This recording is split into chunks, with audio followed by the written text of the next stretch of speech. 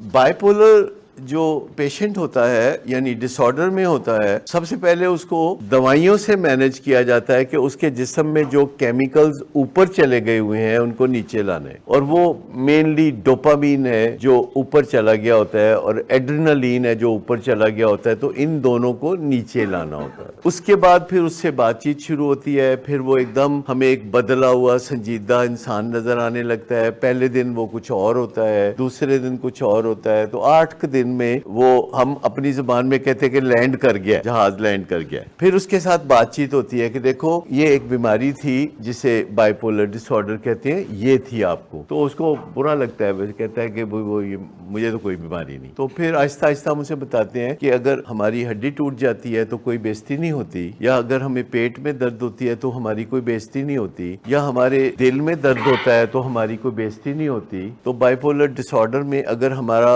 Brain में एक chemical ज्यादा हो गया है तो कोई बेइज्जती नहीं होती। लेकिन सबसे बड़ी बात है कि जो बंदा ये बता रहा हो उसको भी यकीन होना चाहिए कि उसके सामने एक मुअज़्ज़ज़ इंसान है। किसी भी एडिक्ट को या किसी भी पेशेंट को जो मुअज़्ज़ज़ इंसान समझना है, ये सबसे पहले मैंडेटरी है और सबसे पहले मुश्किल। ये बहुत मुश्किल काम है। हमारी घुट्टी में पड़ा हुआ है कि जो एडिक्ट होता है वो ठीक बंदा नहीं होता है। अपने ही घर में वो शूदर होता है, शूदर समझते आप, अपने ही घर में उसका मुकाम गिरा होता है।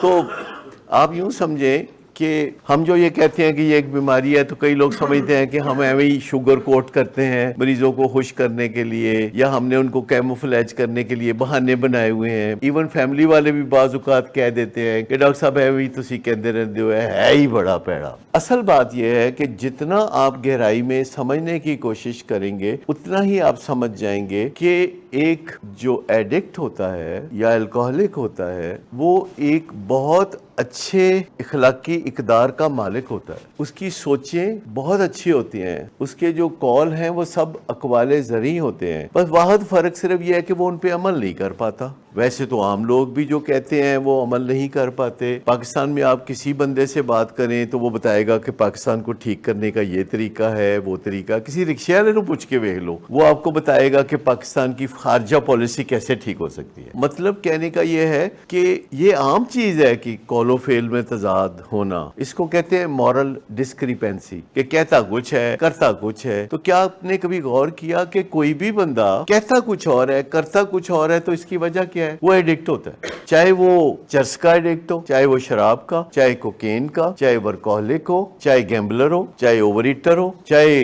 सोशल वर्क का एडिक्ट हो, चाहे वीडियो गेम्स का एडिक्ट हो, जो भी नॉन केमिकल केमिकल सब्सटेंस, खाना पीना, खबागिरी, कुछ भी होगा वो ये होगा। जो बंदा कॉलोफेल में जिसके तजाद होगा, वजह उसकी ये होती है कि हमारा ह्यूमन ब्रेन है जो on top of our head है, यानी हमारे दिमाग के ऊपर एक कैप सी है जहां ज़मीर बसता है। ज़मीर समझ, कॉन्शियस, वहाँ ज़मीर बनता है। जब हम पैदा होते हैं तो हमें जो फीडबैक मिलता है माँ बाप की तरफ से कि सच्चाई अच्छी होती है, मज़हब अच्छा होता है, फलानी बात ऐसे होती है, मामू आए हैं सलाम करो, चचा आए हैं ना सलाम करो, या कुछ भी, ये जो चीज़ें चल रही होती हैं घरों में, इससे ज़मीर डेवलप हो रहा होता है। लेकिन एक हमारा एनिमल ब्रेन होता है जो दिमाग की बेसमेंट है, जैसे ये इस बिल्डिंग की बेसमेंट है, हमारा भी एक दिमाग का हिस्सा है जो निचला हिस्सा है, लोअर ब्रेन है, उसको हम एनिमल ब्रेन कहते हैं। उसमें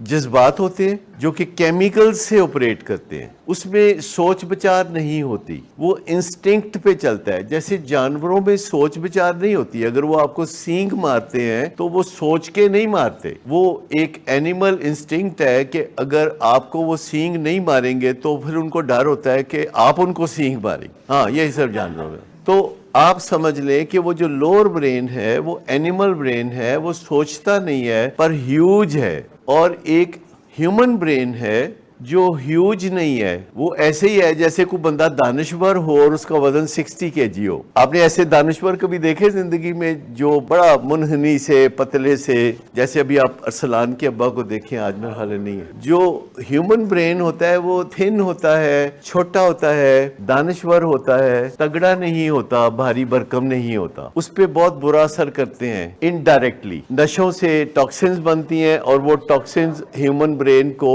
ठप कर देते हैं। अल्कोहल से जो एल्डिहाइड बनती है वो ह्यूमन ब्रेन को सुन कर देती है, नम कर देती है, ज़मीर को खामोश कर देती है, और जो एनिमल ब्रेन होता है उसको वो उकसाती है कि जो करना है कर लो।